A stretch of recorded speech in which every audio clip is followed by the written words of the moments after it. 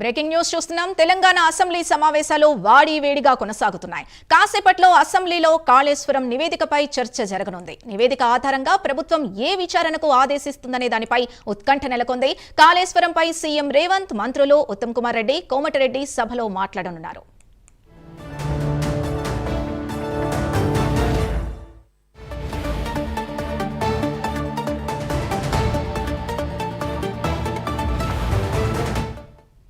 Right, ఇక ఇదే అంశం మీద పూర్తి డీటెయిల్స్ మా ప్రతినిధి అజీం అందిస్తారు. అజీం, తెలంగాణ శాసనసభలో కాళేశ్వరం కమిషన్ ఇచ్చినటువంటి నివేదికపై చర్చ జరగనుంది.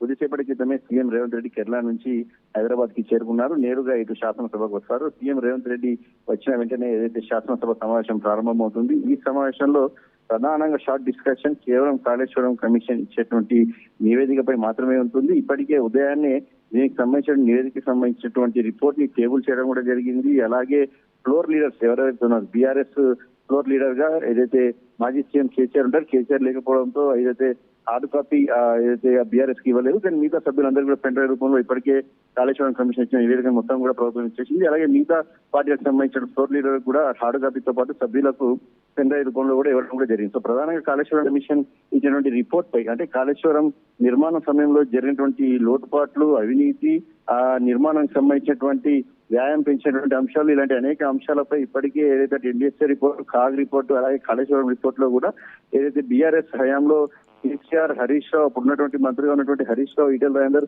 వీళ్ళ తప్పిదమే ఉందని చెప్పి చాలా స్పష్టంగా ఆ నివేదికలో ఇప్పటికే పేర్కొంది. వారు సొంతంగా నిర్ణయాలు తీసుకొని ఏదైతే మేడిగడ్డ, అన్నారం, సుందిల్ల బ్యారేల నిర్మాణ సమయంలో ఓన్ గా డిసిషన్స్ తీసుకొని కట్టారు అని చెప్పి కూడా చాలా స్పష్టంగా చెప్పారు. కమిషన్ సుమారు 100 మందికి పైగా కూడా ఏదైతే ఎంక్వైరీ చేసి వారి దగ్గర నుంచి అఫిడవిట్ తీసుకొని ఈ రిపోర్ట్ ని సిద్ధం చేసింది. దాంట్లో ఎన్డీఎస్ఏ రిపోర్టు అలాగే కాగ్ ఇచ్చినటువంటి నివేదిక ప్రకారం కూడా పూర్తి స్థాయిలో ఏదైతే ఆ నివేదిక సిద్ధం చేసింది. అలాగే బ్యారేజ్ల నిర్మాణ సంస్థల ప్రతినిధులతో కూడా ఏదైతే విచారణ చేసి వారి దగ్గర నుంచి కూడా పూర్తి స్థాయి సమాచారం కూడా తీసుకుంది. సో ఓవరాల్ సమాచారాన్ని చూసినట్టయితే అప్పుడు ఇద్దరు ఐఏఎస్ ఆఫీసర్లు అలాగే ఈఎన్సీలు ఏదైతే దీనికి సంబంధించినటువంటి అప్పుడు ఫైనాన్స్ మినిస్టర్ గా ఉన్నటువంటి ఈటెల రాజేందర్, అలాగే ఏదైతే ఇరిగేషన్ మంత్రిగా ఉన్నటువంటి హరీష్ రావు, వీళ్ళందరూ కూడా దీంట్లో ఖచ్చితంగా పాత్రదారులే అని చెప్పి కూడా ఏదైతే కమిషన్ రిపోర్ట్ స్పష్టంగా ఉంది. సో ప్రభుత్వం ఈ రోజు ఆ నివేదికను ఫోలో పెట్టి పూర్తిస్థాయి నివేదికను ప్రజలకు తెలియజేసే విధంగా అందులో జరిగినటువంటి లోటుపాట్లు, అవినీతి నిర్మాణంలో జరిగినటువంటి పూర్తిస్థాయి లోటుపాట్లను కూడా ప్రజలకు తెలియజేయాలని చెప్పి కూడా భావించింది. ఈ నేపథ్యంలో ఈ రోజు ఈ కాళేశ్వరం కమిషన్ తో షార్ట్ డిస్కషన్ ఏర్పాటు చేసింది. సో ప్రజల్లోకి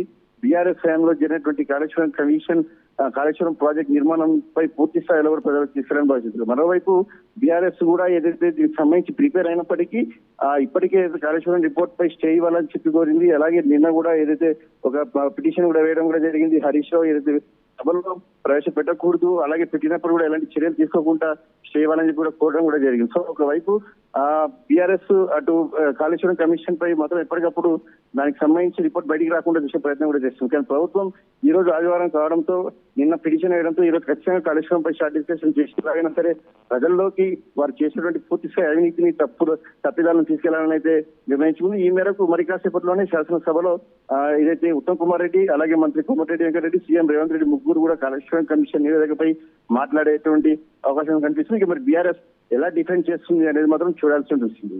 రైట్.